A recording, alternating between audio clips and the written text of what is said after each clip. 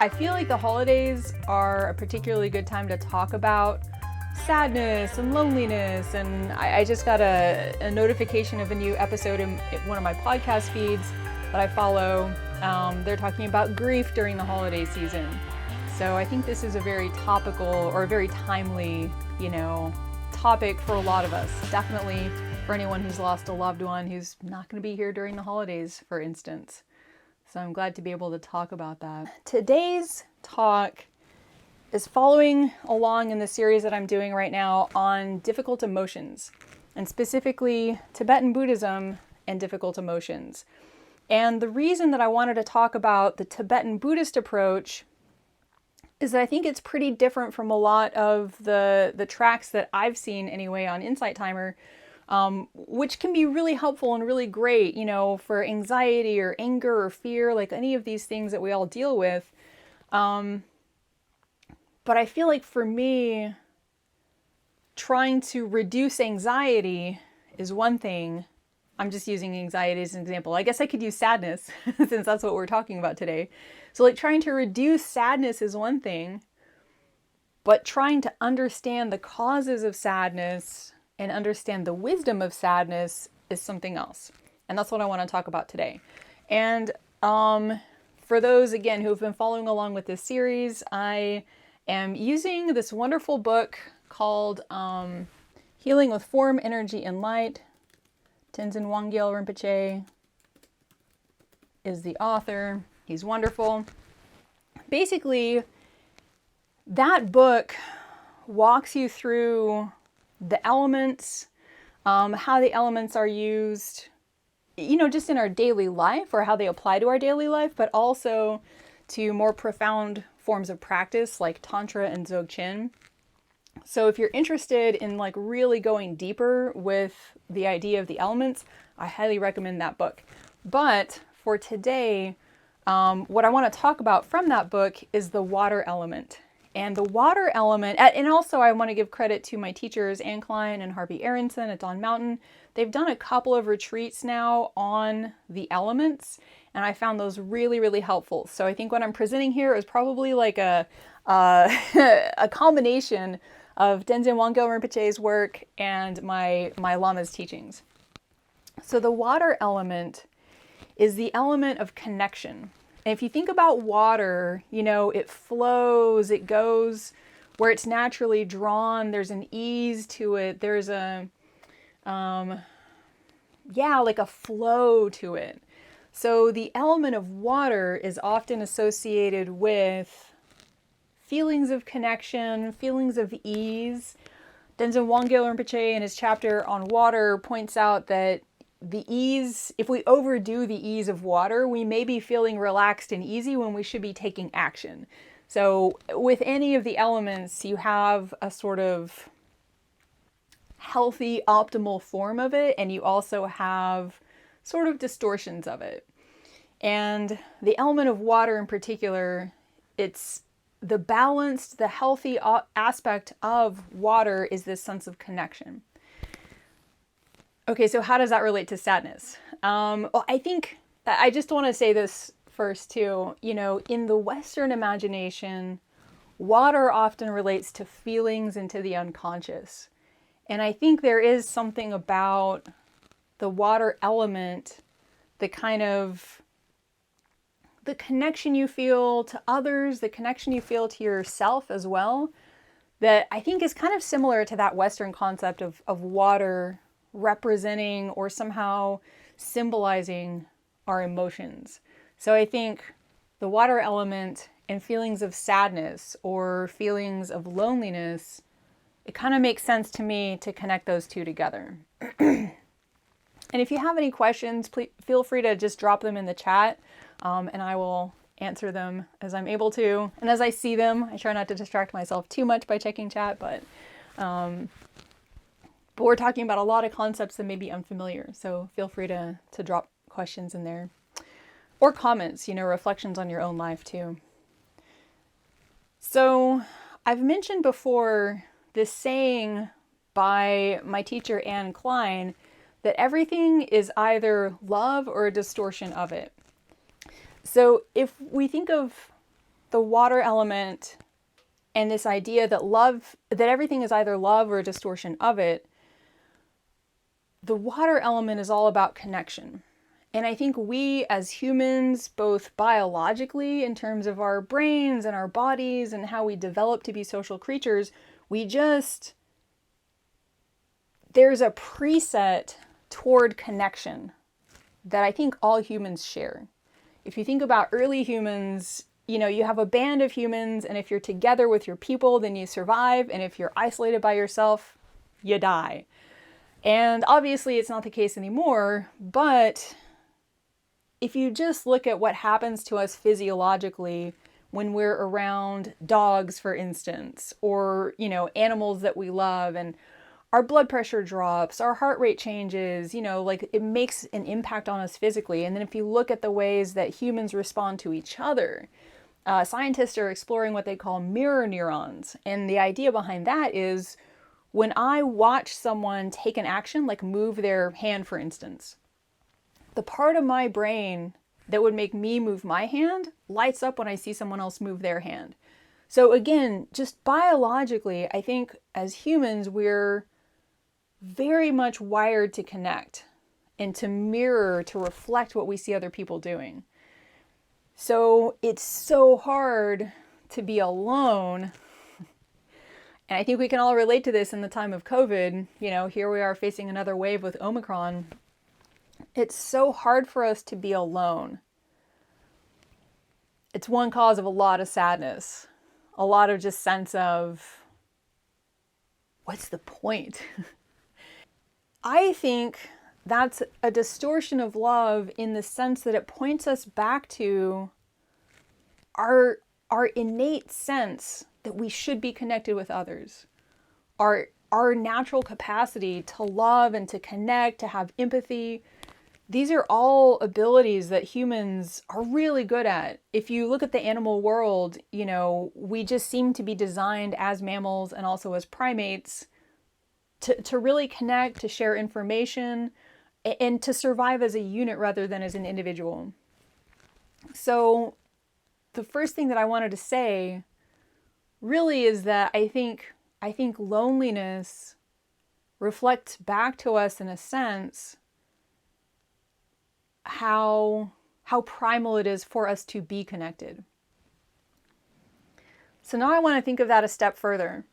If you're familiar with Buddhism, you may have heard of this teaching called dependent origination.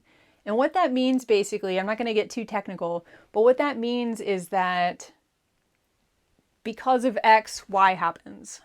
So if you think of, each of us as a person, I'm here, I'll just talk genetically, right? So I'm here because of my parents' DNA and because of them, nurturing me and whatever. And then if I think about, well, where did that DNA come from for them? It came from their parents. And if you trace that back far enough, eventually I'm genetically connected with most of humanity. I mean, we have shared ancestors going all the way back to the time when humans first appeared on the earth. So there's a very, again, biological sense in which we are all connected to each other. And if you want to take this in a different direction, if I think about the elements that make up my body, it's oxygen, nitrogen, all these heavy elements that weren't present in the very early universe. For there to be an atom of oxygen or nitrogen, a star had to go through its death process, the process of collapsing down and burning lighter atoms into heavier atoms. And again, I feel like I'm geeking out here, but basically the atoms that make up our bodies were forged by stars that died before our solar system even came into being. So there's this really basic level at which we are connected to everything, to the whole universe. And I think, to me, this topic of loneliness is so poignant because,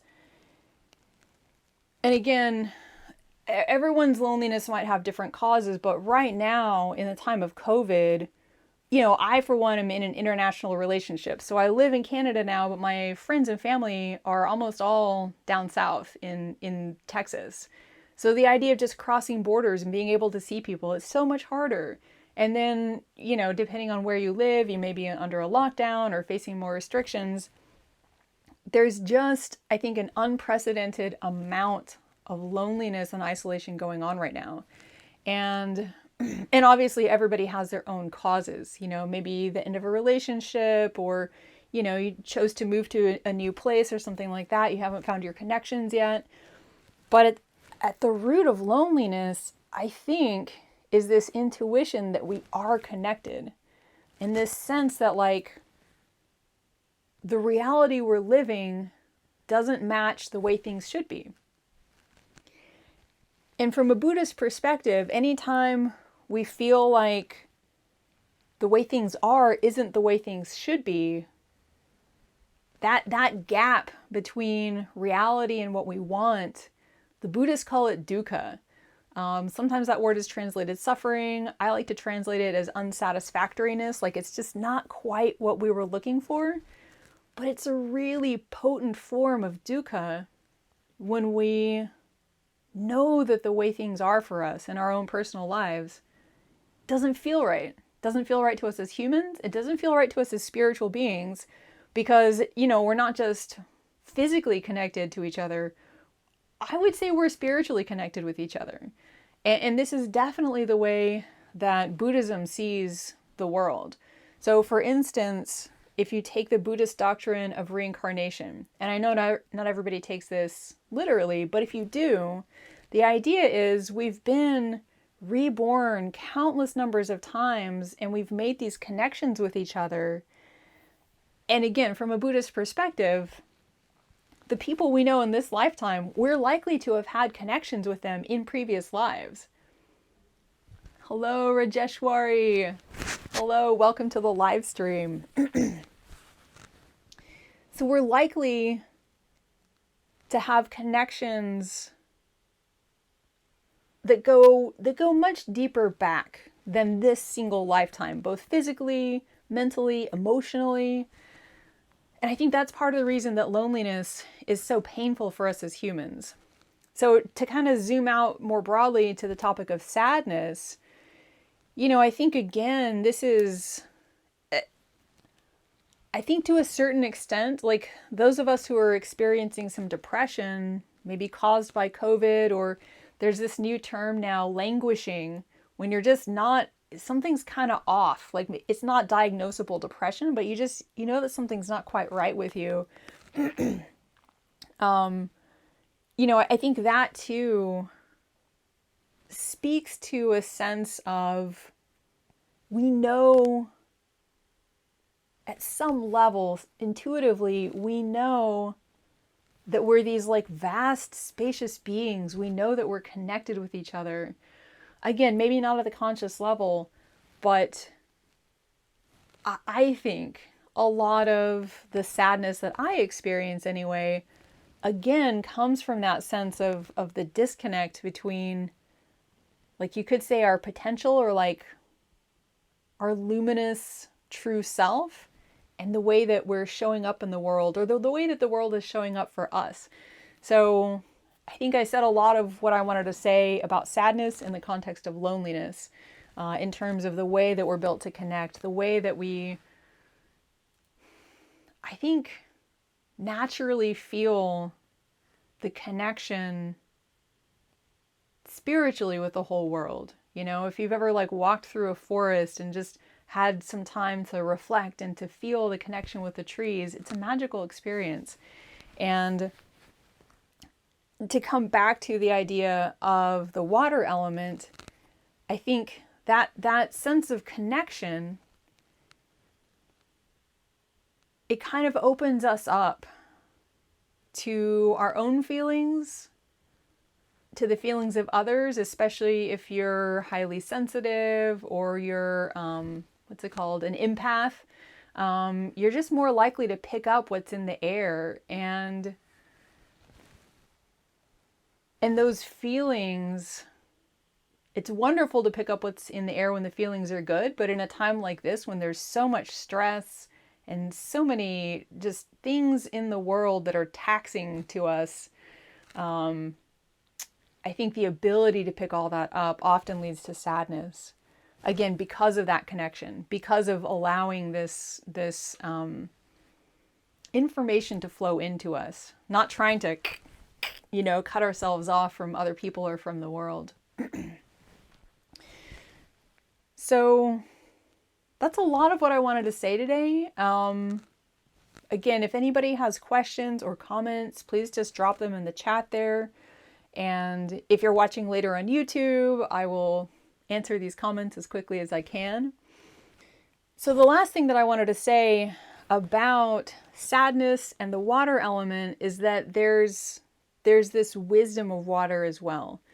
The ability of water to feel, to allow a certain flow and a certain ease. And I don't want to draw straight lines here to applications to like depression or something like that. I think when we talk about depression, there's often a biological element to it for some people. Maybe they were born with different neurochemistry and maybe medication to help balance that back out is going to be the thing for them. So I don't want to say that like there's one cause of depression or that there's one thing we should be doing to help ourselves with it or one lesson to learn from it. But for myself, I feel like one of the things that's come out of my time of sadness, times of sadness, is really understanding more clearly,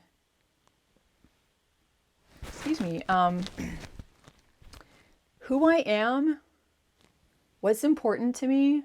It's like a time for reflecting and for clarification. And I think, this is where understanding sadness or loneliness or any of these kind of heavy, dark emotions, I think that's where we can kind of look for the wisdom in them. There was a really interesting podcast on the On Being feed. This was a while ago, and I'll put a link to it in the YouTube video. But basically, the word wintering was in the title, and the idea behind the episode was that we learn something different when we go into this place of sadness. That there's this process called wintering where you kind of hibernate, where you're able to rest and reflect and see things differently. And I think to the extent that sadness and loneliness often feel physically like a form of like heaviness or darkness, there's the possibility of kind of accepting that challenge and being willing to go to maybe some places that we don't usually want to explore. I know for me, if I'm busy, if I'm going from here to there to the other place, and I'm not feeling these feelings that kind of slow me down, it's easy to focus my attention on what comes next and the exciting, shiny objects that I think are out there waiting for me. And in those times of sadness, I think for me, it's easier to feel into the bittersweet truths of the world, to feel into loss. One of my big periods of sadness was after my mom died of cancer in 2007.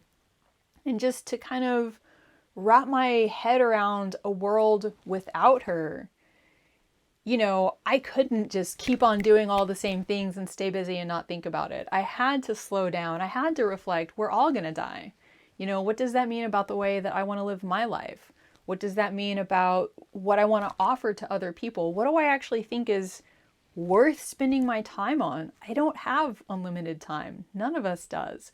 And all those reflections, again, if I look back on my personal life, have helped me to focus on the path that, that I'm still on, but that has led me to the place where I am now, which I think is very different from the place where I would be if I hadn't taken those times or hadn't had the universe smack me upside the head and make me take those times to reflect, to question my values, to question whether I was living in alignment with those values. So for me, that's my personal reflection on sadness, loneliness, loss, and the ways that they can kind of be a call.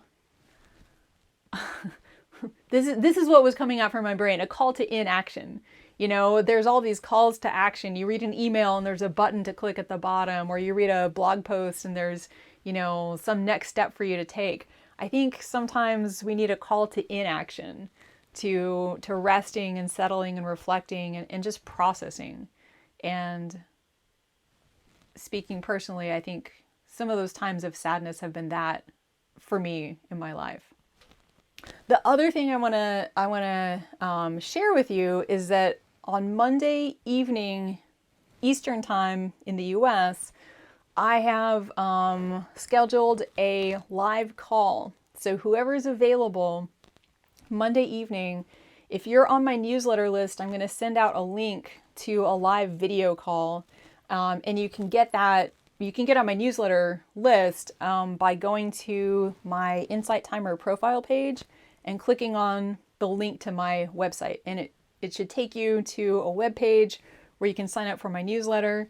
And honestly, if you sign up for anything on that page, there's, you know, a free Four Noble Truths course. There's a couple of other, you know, free things you can sign up for. And if you sign up for any of them, you will be on the list that gets the invitation to the video call. I'm really looking forward to like meeting some of y'all live. And I want to say for those in Europe, like Ursula, I'm really bummed not to be able to see you this time. I kind of just set a date on short notice, but I am planning to do this regularly going forward. So I'm going to make a Europe friendly time next time I do this.